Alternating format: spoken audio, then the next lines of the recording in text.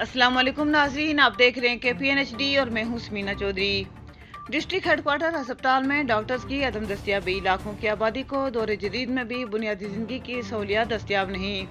District अस्पताल में एक ही गायनी डॉक्टर 2 बजे के बाद दही इलाकों से आने वाली खवातीन को रावलाकोट और रावलपिंडी रेफर कर दिया जाता है। अस्पताल में भारी फीसें वसूली के बावजूद लाखों की आबादी को रिलीफ दिलाने में मकामी वुज़रा हुकूमत अमलन नाकाम हो चुके हैं। सेहत कार्ड पर मिलने वाली अद्वियात गैर मयारी कंपनियों की दी जा रही हैं। अस्पताल में सफाई सुथराई सिरे से मौजूद ही नहीं।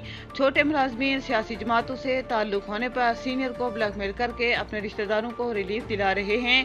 हुकूमती जिम्मेदारान बाकी अवाम को तिब्बी सहूलियात फराहम करवाने में अपना अपना जानदार किरदार अदा करें और डॉक्टर्स की कमी को भी फौरी पूरा किया जाए।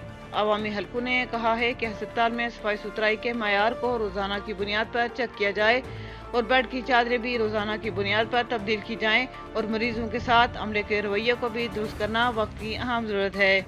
इन हलकों ने वज़ीर आज़म से सरदार तनवीर इलियास, वज़ीर सेहत, चीफ सेक्रेटरी आज़ाद कश्मीर और दीगर जिम्मेदारान से फौरी इस्लाह का मुतालबा करते हुए कहा कि हुकूमत गरीब आवाम को रिलीफ दिलाने में अपनी जिम्मेदारियाँ पूरी करे।